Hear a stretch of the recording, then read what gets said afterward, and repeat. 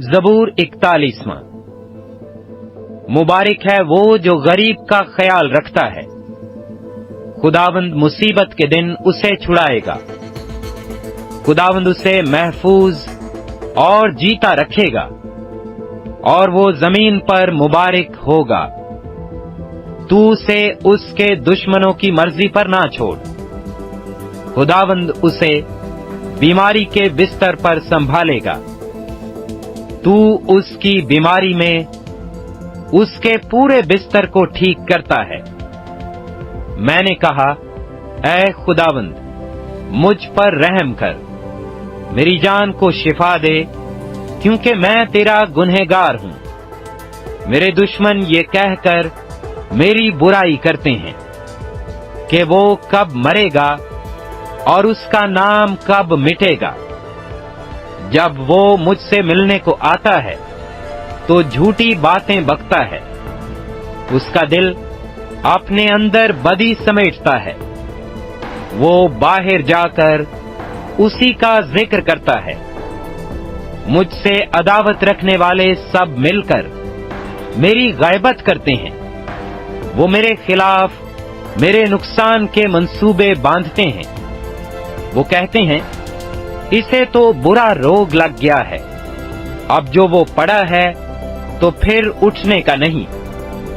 بلکہ میرے دلی دوست نے، جس پر مجھے بھروسہ تھا اور جو میری روٹی کھاتا تھا، مجھ پر لات اٹھائی ہے۔ پر تو اے خداوند، مجھ پر رحم کر کے مجھے اٹھا کھڑا کر، تاکہ میں ان کو بدلہ دوں۔ اس سے میں جان گیا کہ تو مجھ سے خوش ہے، کہ میرا دشمن مجھ پر فتح نہیں پاتا۔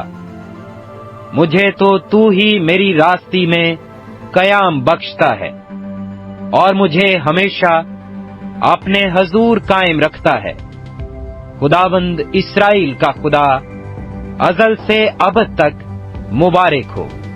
آمین ثم آمین۔ زبور کی دوسری کتاب، سام 42۔ زبور 42۔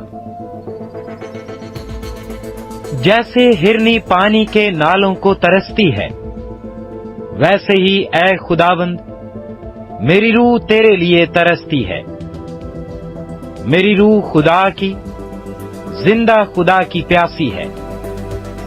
میں کب جا کر خدا کے حضور حاضر ہوں گا؟ میرے آنسو دن رات میری خوراک ہیں، جس حال کہ وہ مجھ سے برابر کہتے ہیں، تیرا خدا کہاں؟ ان باتوں کو یاد کر کے میرا دل بھر آتا ہے کہ میں کس طرح بھیڑ یعنی عید منانے والی جماعت کے ہمراہ خوشی اور حمد کرتا ہوا ان کو خدا کے گھر میں لے جاتا تھا۔ اے میری جان، تو کیوں گری جاتی ہے؟ تو اندر ہی اندر کیوں بے چین ہے؟ خدا سے امید رکھ، کیونکہ اس کے نجات بخش دیدار کی خاطر میں پھر اس کی ستائش کروں گا۔ اے میرے خدا، میری جان میرے اندر گری جاتی ہے، اس لیے میں تجھے یردن کی سرزمین سے اور ہرمون اور کوہ مسفار پر سے یاد کرتا ہوں۔ تیرے آبشاروں کی آواز سے گہراؤ کو پکارتا ہے۔ تیری سب موجیں اور لہریں مجھ پر سے گزر گئیں، تو بھی دن کو خداوند اپنی شفقت دکھائے گا، اور رات کو میں اس کا گیت گاؤں گا، بلکہ اپنی حیات کے خدا سے دعا کروں گا۔ میں خدا سے جو میری چٹان ہے کہوں گا، تو مجھے کیوں بھول گیا؟ میں دشمن کے ظلم کے سبب سے کیوں ماتم کرتا پھرتا ہوں؟ میرے مخالفوں کی ملامت گویا میری ہڈیوں میں تلوار ہے، کیونکہ وہ مجھ سے برابر کہتے ہیں، تیرا خدا کہاں ہے؟ اے میری جان، تو کیوں گری جاتی ہے؟ تو اندر ہی اندر کیوں بے چین ہے؟ خدا سے امید رکھ، کیونکہ وہ میرے چہرے کی رونق اور میرا خدا ہے، میں پھر اس کی ستائش کروں گا۔ زبور 43۔ اے خدا، میرا انصاف کر اور بے دین قوم کے مقابلہ میں میری وکالت کر، اور دغاباز اور بے انصاف آدمی سے مجھے چھڑا، کیونکہ تو ہی میری قوت کا خدا ہے۔ تو نے کیوں مجھے ترک کر دیا؟ میں دشمن کے ظلم کے سبب سے کیوں ماتم کرتا پھرتا ہوں؟ اپنے نور اور اپنی سچائی کو بھیج، وہی میری راہبری کریں، وہی مجھ کو تیرے کوہ مقدس اور تیرے مسکنوں تک پہنچائیں۔ تب میں خدا کے مذبح کے پاس جاؤں گا، خدا کے حضور جو میری کمال خوشی ہے۔ اے خدا، میرے خدا، میں ستار بجا کر تیری ستائش کروں گا۔ اے میری جان، تو کیوں گری جاتی ہے؟ تو اندر ہی اندر کیوں بے چین ہے؟ خدا سے امید رکھ، کیونکہ وہ میرے چہرے کی رونق اور میرا خدا ہے، میں پھر اس کی ستائش کروں گا۔ زبور 44۔ اے خدا، ہم نے اپنے کانوں سے سنا، ہمارے باپ دادا نے ہم سے بیان کیا کہ تو نے ان کے دنوں میں قدیم زمانہ میں کیا کیا کام کیے۔ تو نے قوموں کو اپنے ہاتھ سے نکال دیا اور ان کو بسایا، تو نے امتوں کو تباہ کیا اور ان کو چاروں طرف پھیلایا، کیونکہ نہ تو یہ اپنی تلوار سے اس ملک پر قابض ہوئے اور نہ ان کے بازو نے ان کو بچایا، بلکہ تیرے داہنے ہاتھ اور تیرے بازو اور تیرے چہرے کے نور نے ان کو فتح بخشی، کیونکہ تو ان سے خوشنود تھا۔ اے خدا، تو میرا بادشاہ ہے، یعقوب کے حق میں نجات کا حکم صادر فرما۔ تیری بدولت ہم اپنے مخالفوں کو گرا دیں گے، تیرے نام سے ہم اپنے خلاف اٹھنے والوں کو پامال کریں گے، کیونکہ نہ تو میں اپنی کمان پر بھروسہ کروں گا اور نہ میری تلوار مجھے بچائے گی، لیکن تو نے ہم کو ہمارے مخالفوں سے بچایا ہے اور ہم سے عداوت رکھنے والوں کو شرمندہ کیا۔ ہم دن بھر خدا پر فخر کرتے رہے ہیں اور ہمیشہ ہم تیرے ہی نام کا شکریہ ادا کرتے رہیں گے، لیکن تو نے تو اب ہم کو ترک کر دیا اور ہم کو رسوا کیا اور ہمارے لشکروں کے ساتھ نہیں جاتا۔ تو ہم کو مخالف کے آگے پسپا کرتا ہے اور ہم سے عداوت رکھنے والے لوٹ مار کرتے ہیں۔ تو نے ہم کو ذبح ہونے والی بھیڑوں کی مانند کر دیا اور قوموں کے درمیان ہم کو پراگندہ کیا۔ تو اپنے لوگوں کو مفت بیچ ڈالتا ہے اور ان کی قیمت سے تیری دولت نہیں بڑھتی۔ تو ہم کو ہمارے پڑوسیوں کی ملامت کا نشانہ اور ہمارے آس پاس کے لوگوں کے تمسخر اور مذاق کا باعث بناتا ہے۔ تو ہم کو قوموں کے درمیان ضرب المثل اور امتوں میں سر ہلانے کے باعث ٹھہراتا ہے۔ میری رسوائی دن بھر میرے سامنے رہتی ہے اور میرے منہ پر شرمندگی چھا گئی۔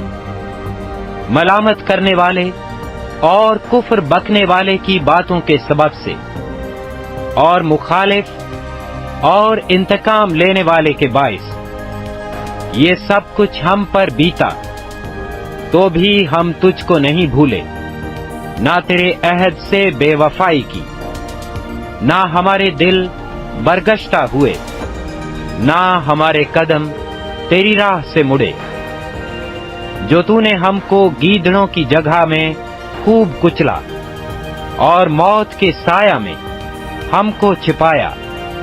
اگر ہم اپنے خدا کے نام کو بھولے یا ہم نے کسی اجنبی معبود کے آگے اپنے ہاتھ پھیلائے ہوں، تو کیا خدا اسے دریافت نہ کر لے گا؟ کیونکہ وہ دلوں کے بھید جانتا ہے۔ بلکہ ہم تو دن بھر تیری ہی خاطر جان سے مارے جاتے ہیں، اور گویا ذبح ہونے والی بھیڑیں سمجھے جاتے ہیں۔ اے خداوند، جاگ، تو کیوں سوتا ہے؟ اٹھ، ہمیشہ کے لیے ہم کو ترک نہ کر۔ تو اپنا منہ کیوں چھپاتا ہے اور ہماری مصیبت اور مظلومی کو بھولتا ہے؟ کیونکہ ہماری جان خاک میں مل گئی، ہمارا جسم مٹی ہو گیا۔ ہماری مدد کے لیے اٹھ اور اپنی شفقت کی خاطر ہمارا فدیہ دے۔ زبور 45۔